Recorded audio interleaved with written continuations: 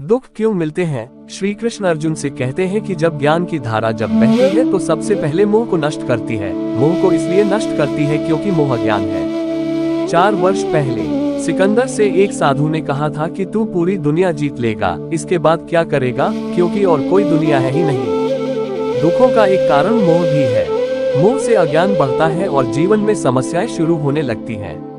महाभारत में धृतराष्ट्र को दुर्योधन से इतना मोह था कि वह अपने पुत्र को गलत काम करने से भी रोक नहीं सके।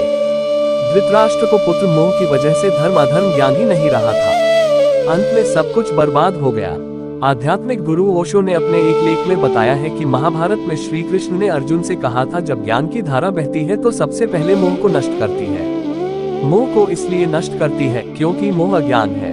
यूनान का सम्राट सिकंदर पूरी दुनिया का जीत लेना चाहता था। एक दिन एक नागा साधु ने सिकंदर से कहा कि तू ये पूरी दुनिया जीत लेगा, उसके बाद क्या करेगा, क्योंकि इसके अलावा दूसरी कोई दुनिया है ही नहीं। इतना कहकर संत जोर जोर से हंसने लगा। संत की बातें सुनकर सिकंदर निराश हो गया था। सिकंदर ने संत से कहा कि आप मुझ हंसिए मत, ये बात सच ही है, लेकिन मैंने आज तक ये बात सोची ही नहीं थी। सिकंदर ने अभी दुनिया जीती नहीं थी, लेकिन जीतने के विचार से ही वह निराश हो गया था, क्योंकि दुनिया जीतने के बाद कोई और मोह नहीं बचेगा।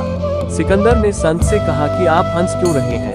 संत ने जवाब दिया कि तू पूरी दुनिया जीत लेगा, तब भी तुझे निराशा ही मिलेगी, क्योंकि तू दुनिया को जीतने के मोह में बंधा है, जबकि मेरे पास कुछ नहीं है, लेकिन मैं हमेशा खुश रहूंगा, क्योंकि मुझे किसी चीज का मोह नहीं है। मोह की वजह से जीवन में दुख ही आते हैं। मोह घर परिवार से हो सकता है, सफलता का मोह हो सकता है, सुख सुविधा और मान सम्मान का मोह का हो सकता है। जहाँ मोह रहेगा वहाँ दुख तो आएगा ही। मोह जब सफल होता है तो दुख मिलता है, और जब असफल होता है तब भी दुख ही मिलता है। श्री कृष्ण कहते हैं कि जब को मोह त्याग देता है तो उसे मेरी कृपा मिल जाती है। मोह रहित व्यक्ति परम आनंद प्राप्त करता है। इसीलिए मोह का त्याग करना चाहिए और जो हमारे पास है उसी में संतुष्ट रहना चाहिए। ज्यादा पाने का मोह रहेगा तो दुख बढ़ना तय है।